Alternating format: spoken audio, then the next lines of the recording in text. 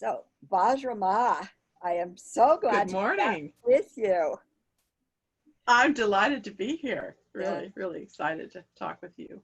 there was a time, I don't know, it was 2 or 3 years ago, that you and a group of us sisters got together regularly just to talk with one another, and it was such a delight for that period of time. I think it was really inspiring and helpful to me.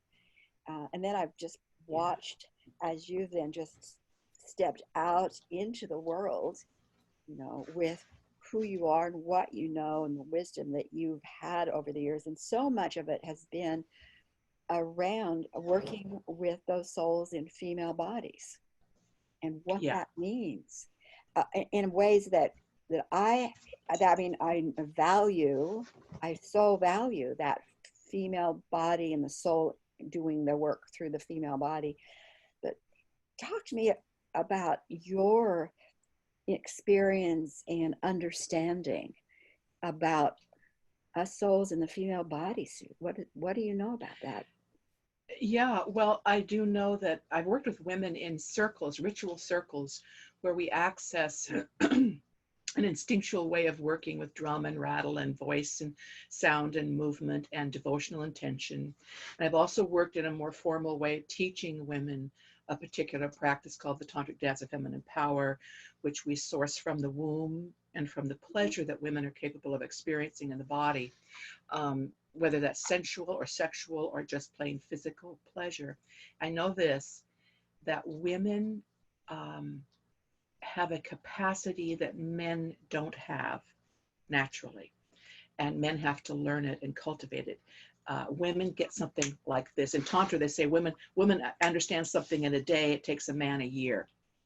And I have direct experience, knowing that by working Mm-hmm. with women. Mm-hmm. And so especially there's like a collective consciousness that comes in when women work together. Mm-hmm. We just have we have this way of working as a group, as a fluid group.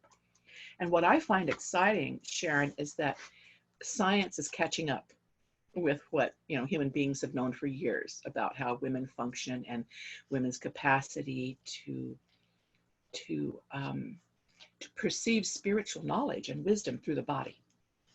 Interesting. And Interesting. I want to yeah, just a minute, because it's like that movement, the pleasure, the group, all of those things that you've experienced with yourself and with those that you've worked with and others in the female body.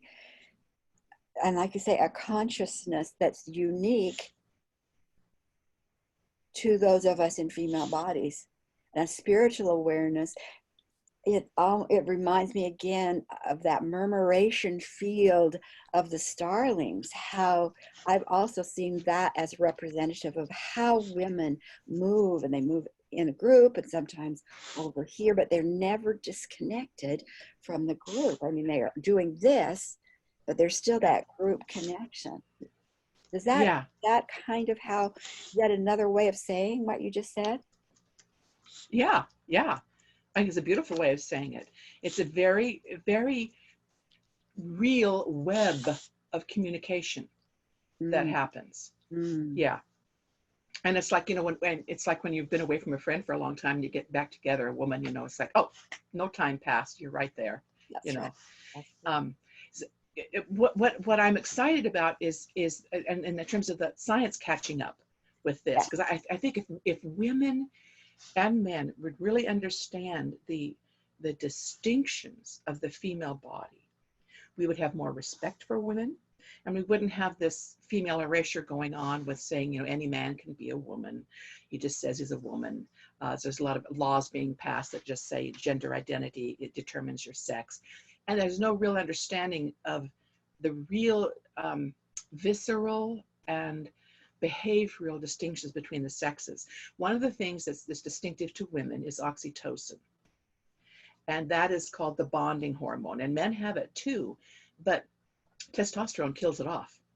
So when you have an affectional relationship or sex, women, the oxytocin is moving through a woman's body, and it dies off much sooner in a man because of testosterone.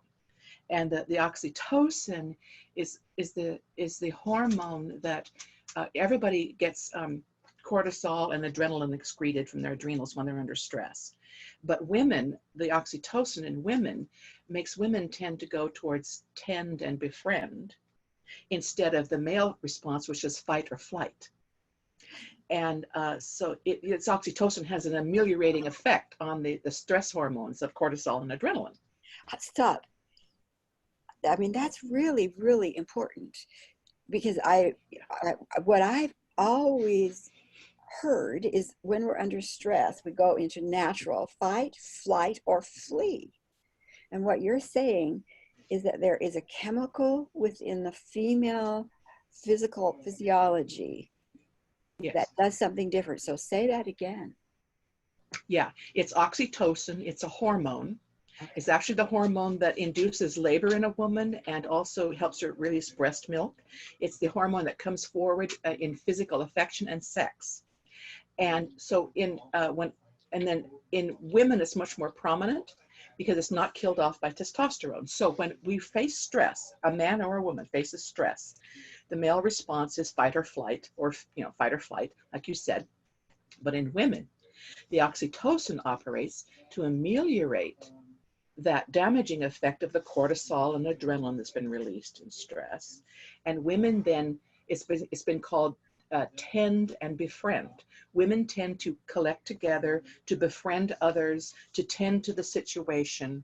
And that's, pretty much induced by oxytocin, which is the bonding hormone. Wow. So it's a fundamental difference. Think about war. Think about male violence, which is a major problem. Think about, what's going on with the male aggression in war and domestic violence, etc. And then you see why that would be, there's a physiological component to that. Mm-hmm. Mm-hmm. Right. That's very. And so women in leadership respond differently to stressful situations. We would not tend to go to war. You can extrapolate this out to the bigger picture. We would not tend to go to war. We're diplomacy. We want to create bridges of understanding. We want to tend and befriend. That's huge when you think about the state of the world. It's very huge. And so this, how much effort has been put in over the generations. This isn't recent.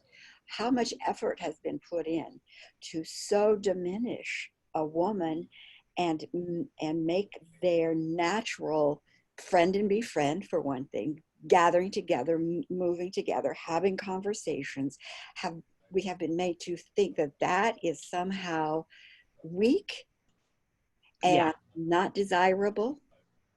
And the cultures that we now live within really reflect more of that dominate, fight, separate. You're either with us or without or not.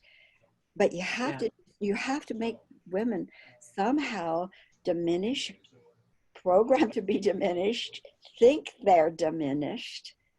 Yeah. Or they would bring that to the table, which is hopefully what we're seeing in today's world. Yeah.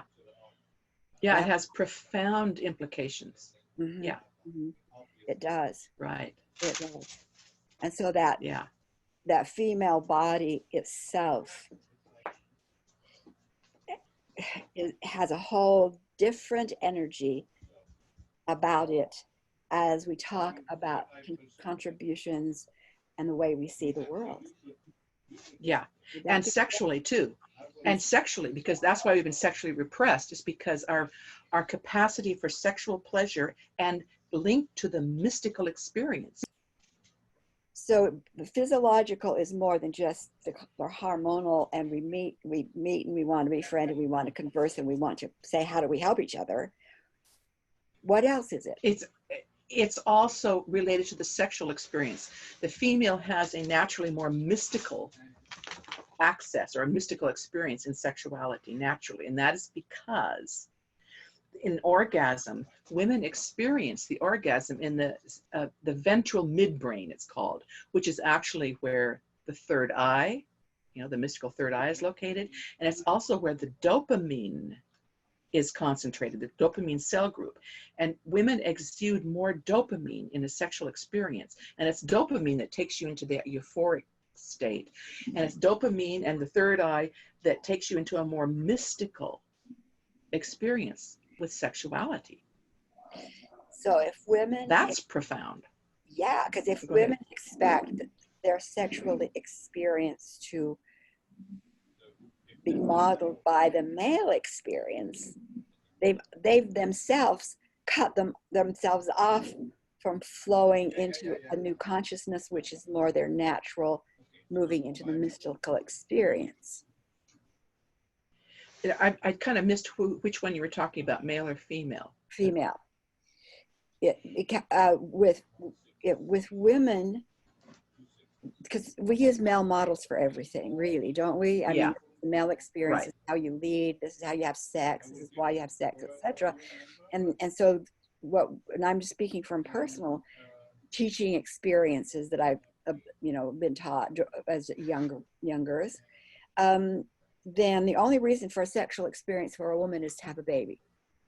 But Yeah, that's on one level, but that creation that happens by letting that natural unfoldment into the mystical realms happen, yeah. is how many women are even aware of that? You see what I'm saying? Yeah, yeah, I see what you're saying. It's been cut off. And the way it's been cut off is through violence and rape, Yes. because that vaginal connection, the vaginal connection in orgasm up to the brain, the whole pelvic nerve, okay, in women is much more extensive in women. It branches from the spine into the cervix and then into the organs and up into the brain.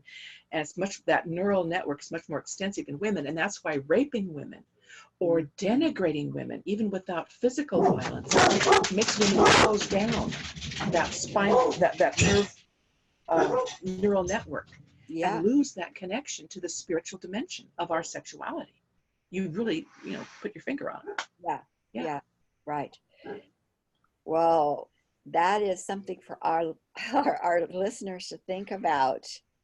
Um, really begin to look more closely at what your physical female bodysuit says about your planned experiences, your opportunities for experiences, and getting out of, again, that entrapped concept that we've been raised in, that this is what a woman is or is not. Right. And critical, wow, the critical piece for me as a takeaway is, and I've known this, but this adds another layer of value, women, souls, I will say, souls in female bodysuits need to re-educate themselves, be re-educated, if you will, to what that means, why you are in that female bodysuit. Thank you for And having what it can do for you. me. Yeah. Exactly, Yeah. exactly. Wow, Yeah. thanks for that. More to be said about that, and Vajra Ma has a lot to say, so we'll sit with that, think about it. What does that mean to you? Thanks, Vajra. Thank you, Sharon.